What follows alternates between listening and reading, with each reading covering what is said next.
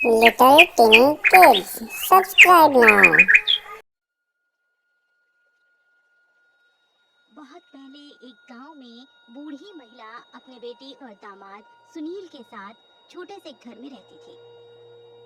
सुनील दिन भर खेत में काम करके सीधे शाम को थके हुए घर लौटता था। बेटी, सुनील के लिए कुछ खाने के लिए बना दे, खेत से वापस आ गया। जी माँ, अभी बनाती हूँ। घर पे कोई है क्या? इतनी रात को कौन है वहाँ? कहते हुए घर की बूढ़ी औरत ने दरवाजा खोला। देखिए ना, मैं दूसरे गांव जा रहा था, लेकिन रात होने के कारण आज रात रहने के लिए जगह ढूंढ रहा हूँ। क्या मैं आपके यहाँ रुक सकता हूँ? ये सुनते ही वो बूढ़ी औरत चिढ़ के बोली, नहीं, घर में कोई कमरा खाली नहीं है। इतना कहकर वो दरवाजा बंद ही करने वाली थी कि तिलक विनती करने लगा। नहीं, ऐसा मत कहिए, मैं काफी दूर से आया हूँ, मैं कहीं भी सो जाऊंगा। नहीं, खाने के लिए भी कुछ नहीं है। विनती करता हूँ, मुझे कुछ खाना नहीं है, बस आज रात रुकने के लिए जगह चाहिए। काफी बातें करने के बाद बूढ़ी औरत ने ठीक है, यही रुको, इतना कहकर अंदर चली गई। वो एक छोटा सा घर था। तिलक ने दरवाजे से अंदर सुनील को बिस्तर पर लेटे हुए देखा और बूढ़ी औरत की बेटी उसके शरीर पर तेल लगा रही थी। उसे लगा शायद ये बूढ़ी औरत के बेटा और बहू होंगे जो अपने पति को तेल लगा रही है। बूढ़ी औरत दूसरे कमरे से एक चटाई के साथ आई और तिलक को चटाई देकर आंगन में सोने को कहकर दरवाजा बंद कर दिया। तिलक आंगन में लेटा ही था। बस कुछ ही देर में दरवाजे से आ रही रोशनी भी बुझ गई। वो सोने ही वाला था कि अचानक अंदर से बूढ़ी औरत की आवाज सुनकर उसने आंखें खोली। बेटी, दामाद की छोटी उंगली पे तेल मत लगाना।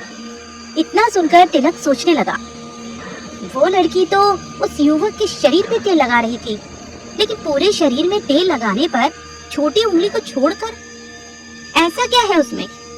ये सोचकर उसे कुछ अजीब सा लगा। इसीलिए उसने निर्णय किया कि वो आज रात नहीं सोएगा।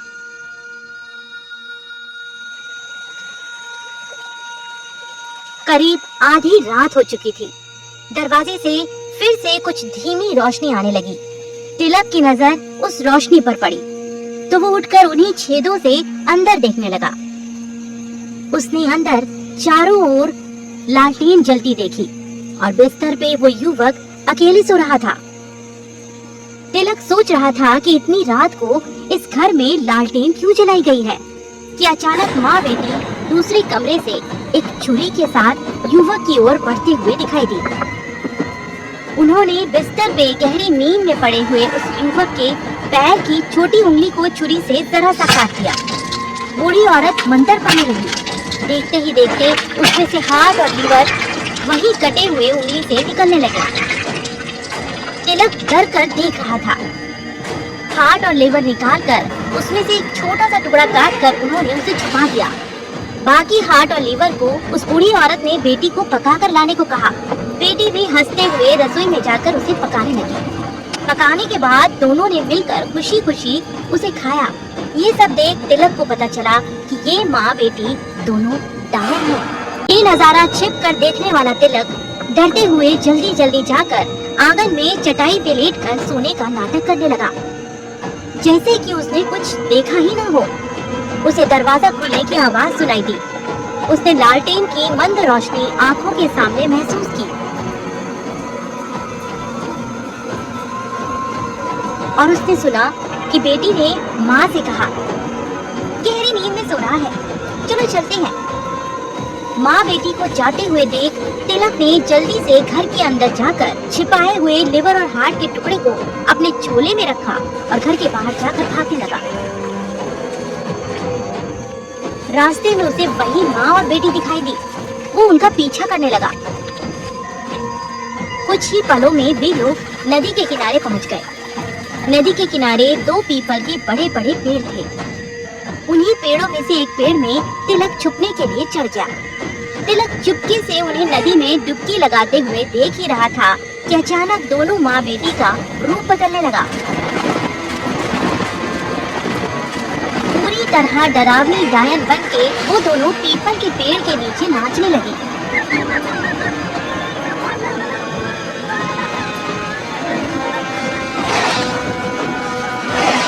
उन्हें नाचते हुए देख तिलक डर रहा था, क्योंकि अगर उन्होंने उसे छिपा हुआ देख लिया तो वो उसे जिंदा नहीं छोड़ने वाली थी।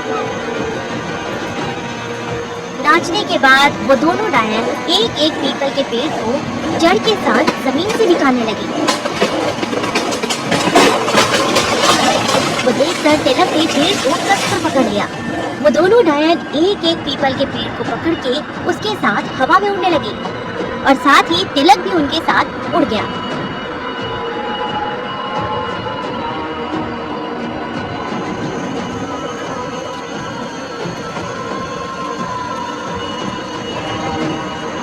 काफी लंबी यात्रा के बाद वो सभी काशी पहुंचकर जमीन में उतर गए और दोनों डायन गंगा में नहाने चली गई। उसी वक्त तिलक भी उस पेड़ से नीचे उतरकर नदी के किनारे से उसने एक पत्थर उठा लिया और वापस पेड़ पर चढ़ गया।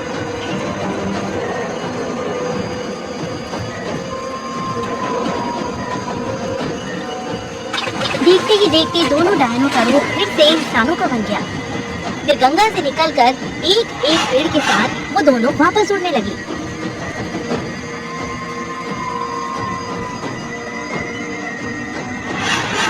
एक और लंबी यात्रा के बाद सभी पहले के ही गांव में नदी के किनारे पहुंच गए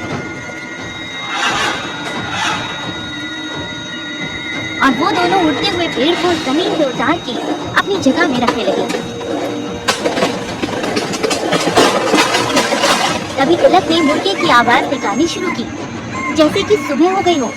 डायनों को भी लगा कि सुबह हो गई है और गांव के लोगों के उठने का वक्त हो गया। ये सोचकर जल्दी में घर की तरफ वो भागने लगी। फिर पेड़ से उतरकर तिलक भी घर की ओर जाने लगा। तिलक घर के ही बाहर रुककर सुबह होने का इंतजार करने लगा।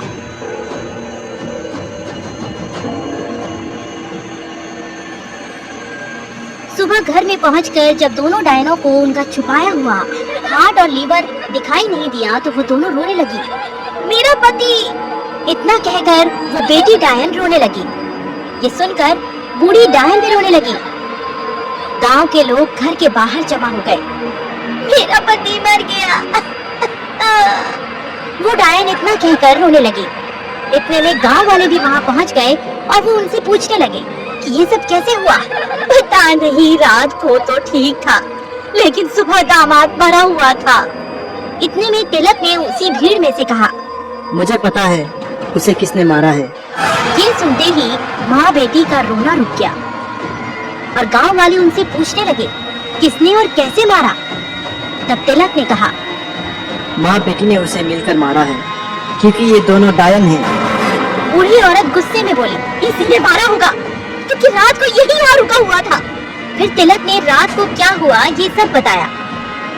गांव वालों ने पूछा, तुम्हारे साथ क्या सबूत है?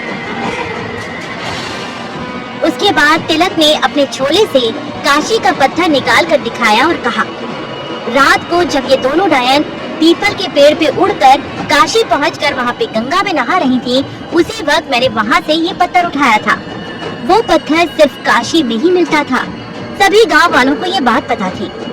तिलक ने फिर बताया कि जब वापस आकर ये दोनों डायन पेड़ को अपनी जगह पर रख रही थी, तभी उसने मुर्गे की आवाज निकाली, जिसकी वजह से जल्दी जल्दी में ये डायन पीपल के पेड़ को टेढ़ा ही छोड़कर भागने लगी। गांव वालों के वहां पर जाकर देखने पे पीपल के पेड़ को उन्होंने टेढ़ा ही पाया।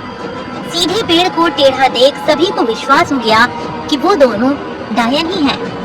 फिर गांव वालों ने मिलकर उन दोनों डायनों को गांव से बाहर निकाल दिया। उसके बाद उस युवक के शरीर के साथ क्या किया जाए ये बातें होने लगी। फिर तिलक ने झोले से हार्ट और लीवर का टुकड़ा निकालकर कुछ मंत्र पढ़ते हुए फिर से युवक के शरीर में उसी छेद से उसे अंदर डाल दिया। तिलक ने गांव वालों को बताया कि वो एक जादूगर है और कुछ ही पलों में वो मरा हुआ युवक भी जिंदा हो गया और फिर तिलक भी वहां से चला गया।